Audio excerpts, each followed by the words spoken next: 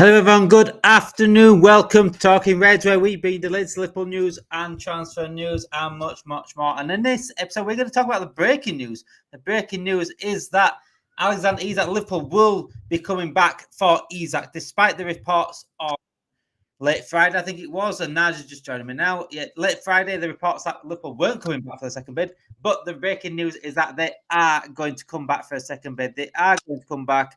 Craig Hope of Daily Mail said they are as well. Greg Evans of The Athletic has also said it's not going anytime soon. And also in recent hours as well, someone else said that they are going to come back, basically. Liverpool are coming back for this bid. They are not going anywhere on this Isak bid. And we've seen in the last 48 hours a very, very important moment in this saga. And that is Newcastle going for Sesko, going for Wissa. We have seen reports of the last couple of weeks that Newcastle will only sell Isak if they are to bring someone in. And they are looking right now to bring players in. Sesko is still undecided right now, but Wissa is looking more than likely every single day that he is going to join Newcastle. So they are bringing someone in, Naj. They are going to get it sorted. And we, hopefully, will get our man. Yeah, I mean, how are you? You okay? I'm not bad, mate. I'm not bad. Yeah, sorry, I did join, but it was just getting stuck in the menus before. Yeah, I mean, I've said this, it was quite funny, actually. I put a video out on Thursday or Friday about Isak, and then I had the Newcastle boys in my followers saying, are you not going to put a video out saying that Liverpool not going to go back in for another bid? I just replied, no, because Liverpool will put another bid in. I'm convinced of that. You're not going to put all this groundwork in to just go, nah, they're done now. We're done now. It's a totally tactical moment from Liverpool. I think Liverpool knew that Newcastle would reject that because they want the money up front. And I think they reject it anyway because they know Newcastle are in a position where they need to get a striker. Obviously, I think people have seen that Isak's back in Newcastle. Yep. Interesting to say. My scope on it is that it means nothing, to be honest. I don't think he's probably been told you've got to report to. At the end of the day, he's got to train and he's got to keep up with his football. Yeah. Well. That ultimately that comes before everything. Yeah. But I keep saying to people, I'm sure we said the other day, actually, you said it and I said it. I'm so relaxed about the whole situation because as much as how good Isak is, and it would take Liverpool to the next level in terms of I think that Liverpool are probably the best team in Europe after that, with Isak added into that attack with Vert, Salah, Gakpo, Engamoa, Ekitike. That is for me the most depth in a striking forward line position you can have. Chiesa, I mean, whether he stays or not, we don't know. But I just think I'm relaxed because we've already got a striker. Yes, we do need another one, but I'm sort of relaxed because obviously the Rodrigo thing's still there. There's a month left. There's literally a month and 4 days left of the transfer window, something like that. Yeah, under a month now, really, because it's the 1st September. Oh yeah, sorry, 1st September. Yeah, sorry. I don't know why. I keep thinking it's the 6th. I don't know why, or something like that. Anyway, but I just think I'm relaxed. I think it'll happen. I still think it'll happen. I think his head is completely turned, and I think there's no coming back. I think a lot of Newcastle owl, and it's gone full barn owl. That's why it's gone. Yeah, Newcastle fans keep saying, a lot of them keep going, oh, it's because Isak is, his agent wants to get a bigger contract, etc. That is not how you act. If you want a bigger contract, if you go and train in another country on your own, don't go to a pre-season tour. That does not mean you want a bigger contract. That is full toys out the pram. I want to leave. I'm sorry. That's all that means. Theodore has here, is it true that Newcastle are now up and sell? Yeah, pretty much. As soon as they put a price tag on him, for me, it was open to sell. And the sheer fact that within 24 hours of our bid, they bid for Sesko. That should speak volumes. It does speak volumes because what us bidding for Newcastle is us saying, right, we're not playing around now. We're coming in. We're making a move now. That forced then Newcastle to say, hang on a second now. It's no games anymore. We've got to make our move. That's what that told me. That 24 hours it was before they moved for Sesko. And that second bid will come. And I'm very surprised I saw the bids, the reports on Friday evening, well, Friday afternoon, Friday evening, wasn't it? Ben Jacobs and Paul Joyce came out with that. Ian Doyle came out with that as well, saying that we're not going to put in a second bid this summer. And they quickly backtracked. Yeah. They moonwalked so quick, it was ridiculous. They moonwalked so quick, right? They broke Usain Bolt's forward run record. They went backwards that quick. Honestly, they sort of started playing around with the wording then, saying like, oh, they might, at the moment, they're not going back. But they're either not or they are. There's only one way. We didn't pull away. We never pulled away fully. And we're always going to go back for a second bid if it became available. And right now, with Newcastle going for Sesko, Newcastle going for Wissa, that tells me right there, we are going back. It's as simple as that, because they are planning life without Isak. That is what is going on right now. With Isak going back to training, that's simply because he's still contracted under them and also he's done what he can. He thought he might be able to sort it out whilst he's been over there, potentially. But at what point does he say, hang on a second, to my detriment, I'm doing this now? If I stay on Sociedad, I'm doing proper training, I'm not getting any match fitness. Because I've said before, look, if he comes to Liverpool, he's had no preseason matches, he's 2, 3, 4 games behind everyone else. Yeah, I agree. And we don't want that to happen, because we've got Community Shield coming up next week, we've got Bournemouth at home on the Friday, first game of the season, and then we'll play Newcastle on a Monday. I think the way things are going right now, knowing that match fitness is very, very important. And we've got Ekatike as well, so it's not absolutely vital we get in for that first day. I think that debut is going to be Newcastle. I'll be honest. I think it will. That's what it's looking like right now. I think as well, like, there's this transfer window is long, isn't it? Like, it's been extremely long. Obviously Liverpool have sort of probably bought a player once every 2 to 3 weeks, to be honest. Like, Wirtz, Frimpong, then it was Wirtz, then it was Kerkez, then it was Ekatike, obviously Pesky and Woodman. Woodman, yeah. They've obviously done the back burner sort of thing. Obviously, we're interested in Gahey, who obviously made contact with Crystal Palace. I just feel like, Liverpool, we did say this, though, that we thought Liverpool start selling players before we go for more. So, Luis Diaz has gone now. That has basically just opened the doors up for Liverpool to go, right, we can throw that money straight in onto Isak. And I think that's what the bid come from the other day. Liverpool was like, right, we've got 80 million up front here now. Let's just test the waters with them, see if they say yeah. Because it worked out 130 million in the end. It was 10 million add-ons and then 50 million. Was it 50 million? Yeah, 15. Was it 15 million add-ons? I think it was. So it's like, yeah, Liverpool just tried the luck, I think, with it, and it's unsettled Isak. We know it. We all know it as. I think people who are pretending that it's not, obviously Newcastle fans don't want to hear it. I get that. Quite a few of them I spoke to are like, yeah, look, the way he's acted, the way he's been, I want him to leave now. What he's done for us has been good, but what he's done, he quite clearly wants to move to a bigger club. Fair enough. And then there's other ones that obviously don't want to hear it, so they're making up like sort of, oh yeah, but he wants a new contract, and then you got the other fan bases who don't want Isak to go to Liverpool, obviously, and they're like, yeah, it's not going to happen. Like, why would he do that? Liverpool got the money and stuff like that. Whatever they're saying is completely false, because that bid on Friday just proves it all wrong. It proves it all wrong, and I think he'll be a Liverpool player. You agree with me? You think he'll be a Liverpool player? If he doesn't become a Liverpool player in the summer, I 100% think he'll be done in January. I think it'll be a Van Dijk situation. But the worst thing about that is he's going to have 4 months at Newcastle. Are they going to play him? I don't think they will. I think they'll just bench him and stuff. But then Liverpool can turn around and go, we're not going to give you 140 million. We're going to give you 90 million because you're not playing him. And I think that's what they're in a position now where they can get a lot of money. I mean, they still got a lot of money in January. They're in a position where they can get 140 million, or do they not play him? I mean, they might play him, and then in January he's going to lose money in January anyway, because it's another 6 months of his contract technically. So yeah. How much is he worth? Do you know what I mean? How much is he worth to Newcastle from August to January. Like that's what you got to think about as well. But I think it'll be done. I think it'll be done before September. If I'm going to be honest with you. Are they worth taking a risk as well with him? Because if they keep him till January, then he's going to be an unhappy player for 6 months. Exactly. And then they're going to make it difficult for themselves to get someone in, because who they're going to buy in January. Right now, for me, the conclusion is going to be now is the one thing I worry about slightly is Sesko.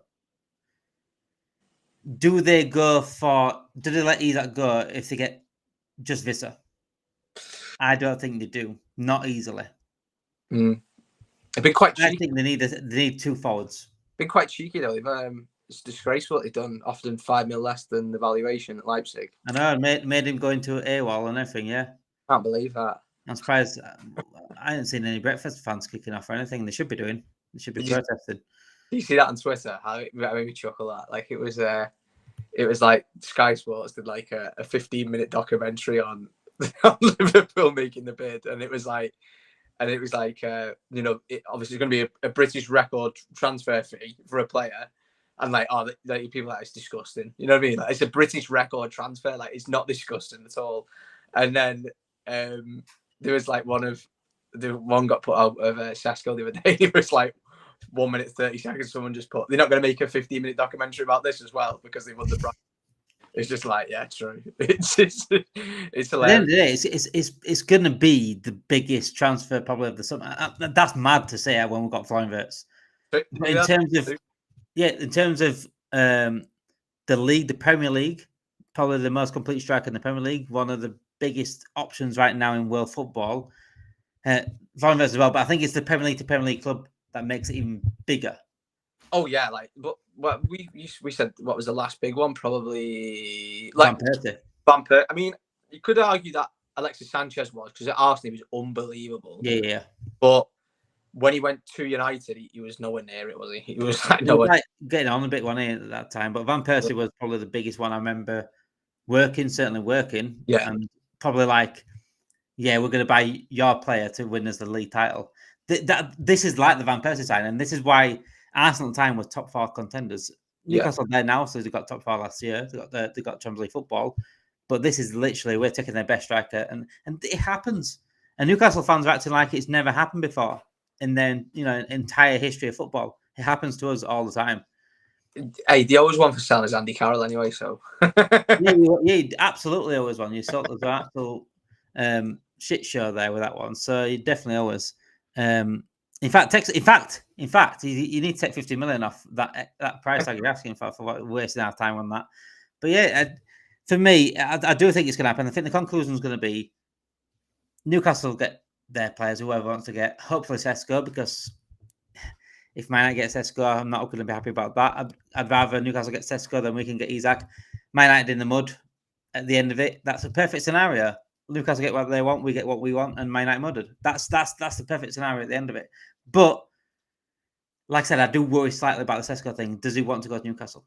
They need to convince him to join them because, like I said, Man United are a bigger club. And even if you are crap at the time, we've been crap and we've attracted big players. That's what big clubs do. It's difficult with Newcastle though, because like they're not a big club, are they? Realistically, like the big club in Newcastle, the big club in the country, but outside the UK, they're not really that big. And they've already lost Mbeumo, remember, to Man United, and that's a that's what I'm sort of thinking of. Like, as bad as United were last season, he finished a trophyless. He had the worst season he've had in 50 years, something like that, since we were playing like League 2, whatever they were in Division 2. Awful time. And yet they've still managed to take Mbeumo off their hands, and Cunha was done very quickly as well. They're still obviously a big club, Manchester United, and I think you are right in what you're saying. Like Sesko, if he's looking at it like, you see, if I was looking at it from outwards in, if I say evidence sport, whatever, but like the way Man United are moving isn't much better than what Newcastle are doing. However, Newcastle don't have the history behind them to like back it. Do you know what I mean? Like with United, like as poor as he's been and as bad as he's been recently, they've still got the history behind them. Like they've got a huge fan base around the world and stuff. But there's obviously pros and cons for both. Like Eddie Howe, I think, is a better manager than Ruben Amorim. I'll be honest with you. I think he's got Newcastle playing brilliantly. Obviously, Newcastle got Champions League. United got nothing. So there's so many pros and cons to both of them. Like Newcastle can't sign players. Like that's a big alarm bells. Like we can't get anyone in. You know, Alanga and Ramsdale when they needed about 5 or 6 players this window, and they've got 2, and one of them's rubbish in Ramsdale. Like he's not an upgrade on them. And they've lost depth elsewhere so far. So Carl Muskin has joined West Ham now. Longstaff's gone as well. Exactly, and it just. I mean, and Livramento, like you were saying about Livramento, rumors about that. It's an attractive but not an attractive place to go at the minute because of what's going on. But like United's like sort of like it's attractive because of the history, but are they going to finish in the top 10 this year? And it's with Man United right now is a blank slate, isn't it? It's a bit like a blank slate. Do you want to be part of that team? Because Man United's such a big club. Do you want to be part of that team that brings them back up to the glory days? Yeah. Let me ask you a question regarding Sesko. Do you think Manchester United challenging for a title is more likely than Newcastle challenging for a title in the next 10 years? And that's what players need to be looking at. I think Newcastle, to be honest. If I'm going to be honest. I just think United are... I think you need to see something, don't you, United? They need to show something this season, maybe, on a... Well, they've got a manager who got them 5 points from February to the end of the season, right? Which is like relegation stuff, isn't it? Really? Like I think it's 5 or 8 points or something like that. Because I remember they put a tweet, didn't they, when Liverpool drew against them, and he got like 8 points after it. Nearly 20 games, like pathetic, honestly. You know, I've predicted that Amorim probably gets sacked by Christmas. I think that 5 at the back's not going to work. The goalkeeper's not good enough, etc., etc. It's like Newcastle are an attractive place to go because they play nice football, they're good. But like you say, the resurgence of Manchester United you'd be more well known, wouldn't you? If you're that like let's say in the next 3 years Newcastle win the FA Cup, like that's massive for them, is obviously. But like it's levels, isn't it? If United won, let's say, I don't know, in 5 years' time they won, I don't know, the league or Champions League, like that. Like they won the FA Cup, sorry, in the next 5 years. It's not as a big a deal at United, but more people would know about it. Do you know what I mean? But if United won the league, everyone would know about it. Like Newcastle won the league, it'd be sort of like a Leicester thing, wouldn't it? As in terms of like, oh, they've won it, but then it's like they're not going to retain it really. And players outside Europe look at that. They do look at that, and I do hope. I hope with how much we're paying for Isak, if we do end up paying for Isak, say about 140 million. I hope that should be enough then for Newcastle to outbid Man United. I think that's the way where they can probably get. Man United have got their financial issues as well, but we're giving Newcastle a free ride a little bit. We're giving them the money to, there you go get Sesko. Well, it opens up like, you know, I've read that if they sell Isak for 130 million, it opens the PSR up to like do whatever they want. Million, yeah. I've seen that. Like more than the 130. Yeah. I think they can go up to like 200 and something. So yeah. That injection, if you can spend, like they've got the money. There's no disputing that. They just can't get around it because of PSR. So they technically need to sell a player. Like, you know, they wanted to get rid of Gordon last year. They've got to try and get rid of Isak this. Well, they're not trying to get rid of him, but it looks like he's going to go. And for me, from a football point of view, yeah, Isak is unbelievable. And yes, he's probably the crowning jewel in Liverpool's attack in terms of, you know, how far Liverpool go. But 200 odd million invested into that Newcastle squad's frightening because they're good already. Like they've got good foundations. Yeah, like, you know, like it keeps going on, retain Champions League football, that attracts more players next season. It's just, for me, like something that it makes more sense. I don't know because I want Isak to come to Liverpool, but on a football point of view, to me that makes more sense. If you are just joining us, make sure you do hit that like button and subscribe to the channel if you are new. If you are also just joining us, I will let you know on the breaking news. So the breaking news is that Liverpool are expected to bid a second bid in the upcoming days, maybe the next week or so. Liverpool's ongoing interest of Isak is still ongoing. By formalising the bid by formalising the process with a bid, it is expected that it will not end. It's not the end of this saga. Craig Hope of the on YouTube said that a bid will come this week sometime. British record transfer fee is expected to happen this week. And he is obviously a North East journalist for Newcastle, so he covers all North as well. But if Liverpool don't get Isak, they're not going to go for anyone else, which is very, very interesting. And that was by Greg Evans. Once at this stage, it appears unlikely that Liverpool would not move for another attacker if they do not sign Isak. To those asking in the chat about Rodrigo, if we lose Isak, do we go for Rodrigo? According to Greg Evans, is of The Athletic, if we do not get Isak, we do not go for another attacker. So it is basically Isak or bust right now, which is a very dangerous game for players to me, if I'm honest. I think if we don't get Isak, do we go back for next season? Are they waiting for him again?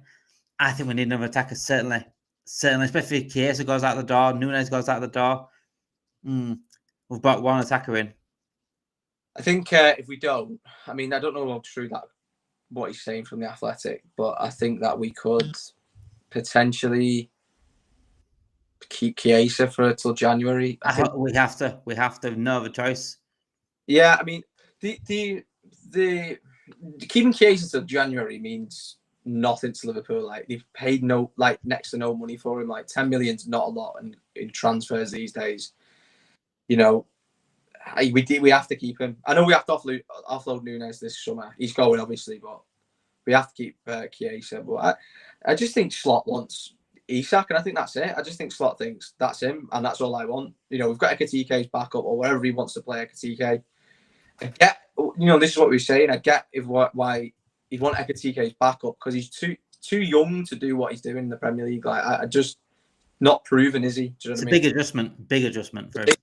Huge adjustment. Like Liverpool have got, multiple competitions. You can't rely on a 23-year-old, shall I say, to do that.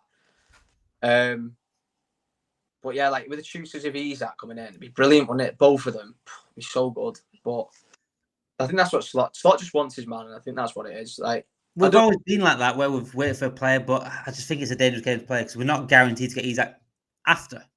If we don't get a striker, if we don't get Isak this window, I think we'll get in January. But we need to buy a centre back. Like we need to go and get one, and I think that's just no compromising. Yeah, no compromising. Yeah. Should we get through the chat? AR said, "Big up, David." In the chat, smash the like button and subscribe. You never Rocco said, "AR." Got a few chats to bring up here. You guys are absolutely smashing it this morning in the chat. I think Rio will get some game time, but in Carabao Cup and FA Cup games, I think Ryan Gomorrah is going to be a star this season. I think he is going to be seen as certainly the backup to Gakpo. 4231 said AR, Ali, Brad, VVD, Ibu, Kirkes, Maka, Grav, Vert, Salah, Gakpo, Ekatike. Is that 4231 there? Yeah. I'll say, all right, yeah. I missed seeing that. So is that your standard team? I think Sobbo could be very important, this season. I think people overlook Sobbo because of his legs. Craig Hope reported today, Newcastle are now willing to sell now. It means they are close to Sesko signing. I think they're definitely willing to sell. Those going for Sesko, 24-hour bid should speak absolute volumes. Afternoon, guys. Looks like top player I've left our club over the years to Barcelona. This is football, said Tony. When is the second bid coming on to AR there? So there was a report saying it's coming in the next upcoming days, so next week or so. I can't imagine it being too long, if I'm honest. Obviously, we've got Crystal Palace next week, got the Bournemouth the week after on the Friday, the opening game of the season. We've got to get it done. We need him to play some matches. At the end of the day, he's already behind as it is because he's not even done team training. He's done individual training, which is different to team training. And then he needs match minutes as well, pre-season match minutes. He needs something to get him back into it. Otherwise, he's going to go into the season rusty and could get injured because of that. AI also says we need to strengthen in number 9 and centre back. 2 players and 150 million, said David. We need Gehi really before anyone else. Our back line is worryingly thin at centre back area. That's thin, and so is the forward line. Very thin at the moment. That's why I think both are absolute priority. Forgive me on his name, but we are linked with Kostas Nolopoulos from Wolfsburg. Is that in the last couple of minutes? That was this morning, yeah. I've not seen anything on that. Kostas honestly, trying to pronounce Greek names is impossible. Just say Kostas. Just say, I don't confuse people, but Kostas Tsimikas could be going. So just say Kostas. Kostas number 2. It's on Twitter, yeah. Seen it this morning. Didn't I put it on? I think it might have been. It was LC Transfer Room, actually, yeah. They put it on this morning about the Wolfsburg centre back. So we're definitely looking at him anyway, regardless of Gahey. I think we get a centre back regardless whether we get a Gahey or not. I think we've got to get a centre back. It's absolutely vital. Big up, Jen. How are you doing today? I'm just going to go through more of the chat. There's, like I said, lots of chat this morning. If I've missed your comment, I do apologise. There's so many people coming in. Smashers Light says Jen as well. We need Mark Gahey today. We definitely need a centre back. Gahey is the perfect one because obviously there's a ball playing centre back. It suits and slot down to the ground. Big up everyone who has hit the like and subscribed already. If you can, all takes a second to hit the like button. If you haven't already, it really, really helps the channel more than you would believe. Said DB. Get a few more of the chats as well. Isak will happen, said Fireburn. We still need 2 centre backs, said Jen. I think we need 2 centre backs, if I'm honest. But I can't say he's getting 2. In that case, we need to keep Elliott, said Jen. That's an interesting one because the Elliott sort of rumours have died down a little bit, haven't they? Obviously, West Ham were going in for him. That's died down. Brighton was a fan of him. Then he was potentially looking at going to Europe. Nothing, absolutely nothing. But he's been very, very honest as Elliott, which I absolutely love the honesty of him. He's said every time he's been interviewed, he always said, "Look, I want to stay here. It's my team that I support. I love this club, but I've got to look after myself." Basically, it's a World Cup year. It can get into England's squad, and he deserves first team football at the end of the day. Just like Tyler Morton, same thing. And he's gone now. So remember, the transfer window closes on September the 1st. It's literally just under a month now left. That's why Newcastle need to get this done. They need an answer. They need to know if they've got Isak for the season or if they haven't. Because at the end of the day, they need to prepare. And they need to buy players. If they get that Isak money, they need to get those players. Are we linked to Douglas Luiz? Not that I know of, not that I know of. Sesko is the key. He absolutely is. And hopefully he does choose Newcastle. That's what we're waiting for now. If he does choose Newcastle, then we probably have the full go-ahead to go and get Isak. The quicker he chooses Newcastle, the better for us. We will get Isak through the door. When do you think it comes in, Naj? I said the 12th of August. I said the 12th of August will be official. I said yesterday the other day. I said 15th. Yeah, so it's a tricky one, isn't it? Because the 15th we played, don't we, against Bournemouth on the Friday. That's a Friday. We've got so the transfer window ends it's the week after Newcastle. So are Newcastle going to wait so they don't have to play him? Or did they get it done earlier? It's a tricky one with that. I think they would rather do that, wait, so they don't have to play against him, but they need that money. And they need to do their transfer dealings now. So they've got it's like a catch-22 right now for them. It's like a rock and a hard place. Do they do it early and potentially come against Isak at St. James Park on 25th? Or do they do it later and potentially lose out on targets that they need and they're not ready for the season? Yeah. I think they do the latter, if I'm honest. They've got to do the latter. Good afternoon, Rebecca. I hope you are doing well this afternoon. Gahey has agreed terms with LLC weeks ago, just have to agree fee from Palace. So if you watched us last night on Red Zone as well, Derry was on last night, and his sources, as anyone watched last night, his sources that were saying that Gahey could be done to Liverpool. So we're going to have a Derry sources every single week, hopefully. We had a laugh about it. But he has good connections to Derry. Has good connections, is quite well known in what industry he does, but he has good connections to football clubs as well. So I do trust him a little bit. Liverpool have reportedly contacted representatives of Real Madrid winger Rodrigo. I'm interested about that one, the Rodrigo thing, because I do think we are interested in him. I don't believe the James Pierce report from the other week where we're not interested in him at all. I do think we are interested in him. It's just the only problem it is now with Rodrigo is wages. I don't think we pay that sort of wages unless he is willing to drop his wages down, which really he should do, really, if he wants to move to a club. And Real Madrid don't want him. Real Madrid to pay astronomically stupid wages. Like, they're just mad, aren't they? They're like Bellingham on like $500,000 a week or something. I've not seen anything like what was it wages? I've not seen anything like PSG wages when Mbappe literally had the road to the club. I honestly think Bellingham's on like only 400 grand a week, something like that. You can't really compete with that, can you? Really? I mean, you got to drop down, haven't you? Like you got to be realistic. I think you can't just, you're not exactly. You're going down a little level to go to Liverpool, but you're not going down much of a level. And like we said, if he does don't come into Liverpool, what better way to stick it up to former employers by beating them in the Champions League? That's what I say. Just be like, nice one. Is Konate staying because Rodrigo is going to be signed? I'm worried Konate will go. We can't be left short of centre back with long season ahead. And then Jen also said that, have we heard anything of Konate? So the last report I saw of Konate was the fact that he's open to stay. He wants to stay. He's just agreeing on the terms and the conditions of the contract. So we did get positive news last week on Konate that he is wanting to stay. So hopefully that is sorted out very, very soon because we can't really lose Konate. Someone says it's Hel Gomez, but we've already got 3 centre backs as it is, and Gomez. It's just me and you had many talks about this, didn't we, mate? With Gomez, Kwanzaa. I still don't understand why we sold Kwanzaa, knowing that Gomez's injuries record's that bad. That makes no sense to me. Right now we have 2 centre backs. Yeah, it's just, I think with Joe Gomez, it's like there's no point of selling him. Do you know what I mean? Like he's been there that long. Like he's sort of part of the furniture now, isn't he? Like if you sell him, you're not going to get a lot of money for him. And when he is fit, he can play multiple positions. So it's catch-22, isn't it?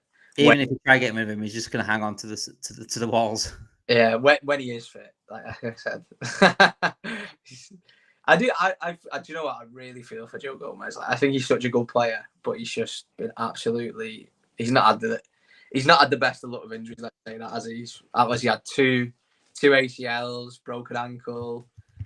The list goes on. He's just before that big injury though, he was one of the best centre backs in world football. Him and Van Dijk were the best centre back in world football. When we won the league that year, he was unbelievable. Oh, he was brilliant. He was fantastic, and he was just. It was just so good. So what is it when he switched to 2? That number 2 when he went from 12 to 2, didn't he? Yeah. I think he was. But yeah, he's brilliant. You can tell he's so good because he's so quick and he hasn't lost any of that pace either, which is amazing considering the injuries he's had. But he just can't stay fit, can he? We've had a few players like that who are like really good and they've not been able to stay fit. Like Keita, Jota, they spring to mind. Like fitness. Out of them was just, it was difficult to watch at times. You'd be like, oh, yeah, it's frustrating. I mean that's why I'm probably keeping Joe Gomez, to be honest, because the doctors need some work to do. They're not getting paid for nothing. Yeah, I don't think the FSU would be happy with paying someone that's not just standing around. Yeah, so so we're forcing keep Joe Gomez just to keep the doctors a little bit, to make sure they're doing the jobs. Yeah.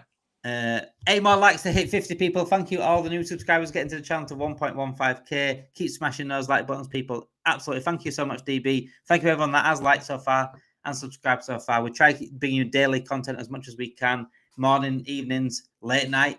Got much more coming this year and this season. So be part of the Talking Reds team. And as you could see at the bottom, I've added Fantasy League code right there. So I have set up a Fantasy League for Talking Reds. So anyone that is a Talking Reds fan that comes in every night or whatever, you don't have to come every night. It'd be nice to come every night, but come as much as you can. You can join our Fantasy League team just below. So the code is below and it's also in the description as well. If you click the link in the description, it will send you to our Fantasy League site. You can put your wits, your football knowledge up against us at Talking Reds. So I'm sure Nigel will be coming in, joining Talking Reds because I put it in the chat earlier. So see if you can beat us at Talking Reds, and hopefully at the end of the season, there will be a prize for the winner of Talking Reds League. So make sure you join us. It's absolutely free to enter. If you've got internet access, anything like that, you can enter it in the chat, enter it in the description, or the code is below in the ticker at the bottom. So yeah, regarding if you are just joining us right now, the breaking news, also people asking their second bid. Yeah, so the breaking news is that Liverpool will be putting in a second bid this week, according to the reports today, for Alexander Isak. And with now the movement of Sesko, the movement of Wissa, Vissa's certainly looking more likely now to Newcastle. that looking like it's going to get over the line in the next few days for me, because the way it's going, Brentford are now open to selling Wissa. Wissa clearly wants to go to Newcastle. It's funny how Newcastle fans are crying about that one, but it is what it is. And with the Sesko one, that's a bit more difficult because they have certain Manchester United involved in that. And Sesko now needs to make a decision. Does he want Newcastle? Does he want Manchester United? Either way, it's going to affect us massively at Liverpool. Does Isak come in if it's just Wissa? I'm not certain. I think if they can't get Sesko and he goes to Man United, I think they certainly need to go get someone else if we were to get Isak. Because I think either that or they will make it really, really impossible for us to get Isak in terms of the price. They might even put the price up. If they get Sesko, though, and not Wissa, I think Isak still goes. Yeah, because Sesko's more of a striker. Yeah. Yeah. I think that. I agree with that. What's happened with Stefan Bajcetic got an injury, didn't he? Yeah. I've not seen anything about how long that injury's out. I saw a report yesterday, actually, he could be going out on loan again. Yeah. Was it Celtic or something like that? It was somewhere random. I can't remember it was. I don't know. It was somewhere random. But yeah, that again, if we're looking at Bajcetic now, who's covering Gravenberch then? If we're looking at Bajcetic going out, Morton's gone out as well. Is it just Endo again? I think Szoboszlai is going to get more of a role as deeper next season. I've got a feeling. Just because I think he's going to be very important this season. Yeah, I think with Szoboszlai, I think people overlook it so much. Yes, he doesn't have a lot of attacking numbers to what we think we should have him as attacking numbers, but he doesn't necessarily. He's like almost like he instigates an attack. Szoboszlai with what he does, like he'll make a run, take 3 players out of the game, or he'll make the pass before the assist, or he'll win the ball back before it goes into play before they score. And I think, yeah, we'd like to see him because we know he's got the ability to shoot and assist and stuff like that. Because that is why we bought him essentially. But his legs are just can run everywhere, and he's rapid. I think those that do overlooking though look too much at stats, and that's what you can't look. You can't base your football opinions on stats. Play football. Go play football. Go watch football properly in it, because you can't base it on stats. Stats are a big part of it, and a lot of them don't lie, but a lot of them can lie. Well, like United game at the start of the season last year, it was almost like an early indication of like what Szoboszlai would do, and it was like he played in behind the striker, and obviously Diaz got 2, didn't he? And Salah scored, but. I think he actually nearly scored, didn't he, off Diaz's header? I think it was Szoboszlai before it, wasn't it? But that game, you watched that game and you thought, oh, he's not really in this game, Szoboszlai. He was pulling that midfield left, right, and centre. And obviously Gravenberch was the one breaking through the lines and stuff, because Szoboszlai was taking that man away, and he was so key to why we were so good away from home at Old Trafford, and people didn't see it. And I was like, he's got a big role to play this season, because you can just tell with the way he's running about. Obviously, the standout game, City game, he was phenomenal in that. But he obviously scored and got an assist in that game, didn't he? So people obviously think about it more. But even like certain away games in like the Champions League last season and stuff, like very good, very very good. And I can't remember if I don't think we started. Did we start them against PSG? We did, didn't we? Szoboszlai, yeah, I think so. Yeah, I think it was Gravenberch. McAllister looked tired, didn't he? He was fine. He looked sound. Szoboszlai, he was just like Duracell bunny, but the other 2 was a bit more tired. But obviously, there's obviously that rotation there with Szoboszlai last year, wasn't there? With Elliott and Endo would go drop back, and McAllister would go into the attacking role. But there's nothing really, is there, in the deep line roles? Yeah. And that's it. That is literally, it's crazy to think our only other midfield is Endo, like. In a deeper role, let's just say. Obviously, not going to put Elliott in the double pivot because he'd just get ran through. But yeah, I don't know. Next season, I think we could really see a lot of the Gravenberch and McAllister sort of rotating with Szoboszlai rather than, Wirtz. Obviously, it's going to be very, very, very important to Liverpool next season. But them legs in midfield are going to open the door up for Wirtz. I mean, Wirtz is very good at winning the ball back. He's very active himself and stuff like that. But I just think it's a little bit different, isn't it, off Szoboszlai, because I think he's just like physically bigger, isn't he? He's a lot, throws his weight about. So yeah, I'm looking forward to seeing what he does with Szoboszlai next year, because I know Slot likes him, because he wouldn't have. He'd have dropped him if he'd have been bad, and he wasn't. He was good last season. He was one of the reasons. Very important. Yeah. We do have Man United fans in the chat today, so welcome in, Man United fans. Nice to see you so far down. Welcome in. Nice to see you. But I do think, obviously Samson there said, what's West Sesko waiting on? I don't know. He's got a lot of decisions to make. Does he join someone on the uprising, or does he join someone that's in the depth of relegation? And again, but it is a tricky situation for him, and fair enough. Let him sleep on it, and we will see this week probably if he chooses Man United or Newcastle. But it is going to happen. So who said second bid coming? Said CJ. So it was Craig Hope that actually said on YouTube that Liverpool will come back. It was a tactic from the club that they weren't going to come back. As soon as a replacement for Isak is lined up or with one foot in the door, they'll come back with a British record transfer fee.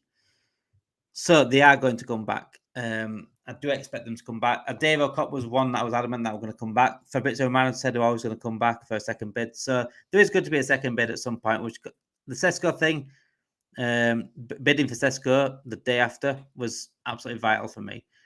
Newcastle keep throwing more money at Leipzig and Sesko. Meanwhile, Sesko's heart is set on the Vita of Dreams. The less said on that, the better. Why are Man United fans here obsessed? You know what? Fair play to them for coming in there. If they want to come in, and I'm absolutely, the door is open to anyone. Unlike Newcastle, the door is open to anyone. Absolutely anyone. As long as you don't go too far, you guys can come in and banter us all day long, because we can take it and we can certainly give it. But as long as you go too far of the line, but I've seen many go too far of the line in the past. Would you still have Isak if that means we don't get a new defender or left wing? That's like, where do you want to keep left short in? We shouldn't have to choose one or the other. It should be both. I don't think we need a left winger. In terms of new defender, though, new defender and a striker should be a must. I think we need a striker and a defender, and that's it. I mean, I'd like a rotational defensive midfielder, but it ain't going to happen, so I'm not going to say anything. There isn't really any out there, is there? Zubimendi's gone to Arsenal. Caicedo's already at Chelsea. Maybe Stiller, but he looks like he's going to go to Real Madrid on a free again. Stiller or Baleba, but Baleba's going to cost. Yeah, I mean, they put 70 mil price tag on him already, haven't they? 70 mil. He's not worth. He is worth it, but he's not worth it. Like, you know what I mean? But I think stick with what we've got at the minute. I'd rather, if we by chance just got a chance to come through and sort of be that rotational option with Gravenberch, with him only being like 20 years of age, let him do it. But he just needs to try and keep himself fit, because he's got the injury record of like Joe Gomez at the minute, and he's only 20. You know what I mean? He's had 2 serious injuries and he's 20. How can you rely on that? Don't know really. Just gonna get more of the chat as well. Same problem is you should care about the stuff they create, the environment your players. Oh, they talk about Man United. So yeah, this is what let's see. Nice banter in the chat between Liverpool and Man United fans. This is what it's about. And there you go. My Man United fan there is fucking YouTube. At least have some better banter, lads. Okay, but that's what I'm saying. You can come. Anyone can come in. At the end of the day, this season we're going to have rival shows. Myself and Huckster weekly show, who's an Arsenal fan. So we're going to have rival shows on this channel. We're going to make it about Liverpool, but we're going to have rival shows as well. And this is what football's all about. Rivals coming together and bantering each other and laughing at each other's drop-offs, because Man United fans gave it us enough in the 90s, in the 2000s. I suffered for years with Manchester United fans around me. And don't you worry about it. You're getting it as more than anyone else right now. Nobody thought Gravenberch could play as a defensive midfielder. Who nobody think Sobber could. I think Sobber could probably cover there. Like I said, midfielders, I say it all the time, midfielders have the attributes of every attribute that you can possibly have. They can probably play in multiple positions. Sobber's like to play right back if he wanted to play right back, but it doesn't mean that it should be there. It's not, yeah, exactly. That's what I was trying to make. It's not that Szoboszlai is going to be playing there. It's Szoboszlai can cover there for Gravenberch if needs be. And I think that's what they're going to be looking at. Because Endo's great for shutting a game out, but he can't play 90 minutes. He can't play 80 minutes. You know, say if Gravenberch needs a rest 1 week, you're going to rather put Szoboszlai there and Endo, aren't you? I'm just saying that because I think, you know, or if you do start Endo, he's going to come off at 60 minutes and you're going to play last minute Soboslai. I think that's what will probably happen if you need to rest Gravenberch. I think Gravenberch's drop-off last season was because he didn't get rested. So if he gets rest this season, it'll be the same, hopefully, it'll be the same consistency as he was at the start of the season up until about January, February, the whole season because he's rested. McAllister and Gravenberch look absolutely spent by February. They look knackered, and that's what we need to rotate. And if we rotate, we win more. That's why we didn't get further in the Champions League, because we looked wrecked against Real Madrid, against PSG. We looked like knackered. You seen them all like trying to chase, and it was just we need the rotation. Like I say, it would be nice to get a CDM. It'd be nice to see Bajcetic come through and be that cover. Hopefully he can, but it'd be nice to get one in. But I just don't think it's realistic at the minute to get a CDM in. Not in this market right now, because there's not really any out there. We just spoke about two. I can't really think of any outside of that. I bet there's some good ones out there though that are natural DMs. It's just we're not scouts. I just know the ones that I know. Still, obviously number one for me. But if I'm to get him again for free, it's just pathetic, isn't it? Back on our perch, 21st title and 7 Champions League, incoming Union level and Emperors. That would be absolutely beautiful this season. And what a better way to enter slot era than taking back over Manchester United on top of the perch. That would be nice. Rival fans thinking if we meet Isak this window, we would have a meltdown. We are having the best window, Verts. I think if we don't get Isak, I've always said this, if we don't get Isak, I'm not going to have a meltdown. At the end of the day, it was a dream signing. As a player I didn't think we would even be in for. It's in Verts. Verts was a dream signing. We did the dream signing stream, and Verts was on there 4 months ago now. And that was just a dream at the point, and we got Verts over the line. But I think what we need to be very careful of here is, Naj, is we've had a fantastic window so far. Verts, Frimpong, Kirkers, Mamadash obviously coming in, Ekatike. We can't finish it underwhelmingly. Yeah. And that's what I'm scared of doing. Because we need another forward and we need another defender. And that's not a compromise for me. Yeah, it isn't for me either. If we don't get Isak, I'm happy to get. I'm actually, if we don't get Isak, right, we, like I say, defender, centre back, Gakey would be ideal. And a forward doesn't mean a winger necessarily, more of a forward. Like Rodrigo would obviously be the one. I would obviously try and look more towards a striker rather than a winger, though. Like not a left winger, because we've had about 50 in the club, haven't we? So I mean, we've only just got rid of one. I think if we get like Malik Fofana, that really stunts Rio, and I don't want that to happen with him only being 2 years younger than him. So yeah, I'd say forward. Rodrigo would make sense on the right, play up front. But yeah, like you say, wages is the main thing with Rodrigo. But centre back for me is, if we can't get Isak done in the next 2 weeks, we need to get a centre back before he comes in. I'd say that. Yeah, before the season starts for me. And that's 2 weeks. Yeah, 100%. Sam said here, Maguire would be our third best defender. Who? I think Alisson Becker's our third best defender, mate. Anyway, we might. I just want to know, Sam, actually, while you're in here, how many packed lunches do we have to sell to get Sesko? Newcastle will still have the options: Sesko, Wissa, Jackson, Mateta, etc. Isak will be done. Any update on the Bajcetic injury, and is it true? Move back to Spain, or is that just BS rumours? Yeah, there was a report yesterday that it's potentially going back on loan. Bajcetic, nothing has really come out about his injury. I don't know how long he's going to be out for. Yeah, groin injury, I want to say. He had an operation on it. Yeah, so nothing's been said since then. So Edison is a perfect midfield addition for Liverpool. Edison's a very good option, actually. Oh, yeah. Yeah, I forgot about Edison. We haven't seen Edison be linked to us for a long, long time. That's why. Probably just out of sight, out of mind, out of sight. You know what I'm saying? So, yeah, thank you everyone for joining us. Like I said, as someone has said in the chat, if I can find it back up in the chat, there's been so much chat today, guys. Make sure you do hit that like button if you're watching us. It helps out massive. And also subscribe to the channel if you are new for all your latest Liverpool news and football news and football banter, as you've seen this morning.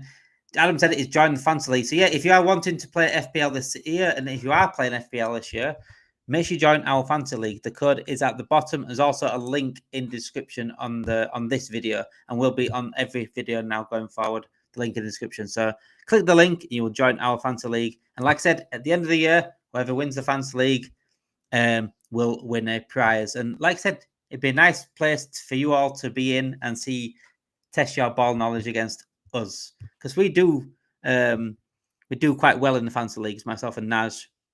It'll be interesting to see what everyone else does in this chat. Thank you for watching today. Make sure you do, like I said, like the video, subscribe to the channel if you are new. We are back later on at 7 o'clock as per usual. Thank you for watching, guys. Speak to you all later on.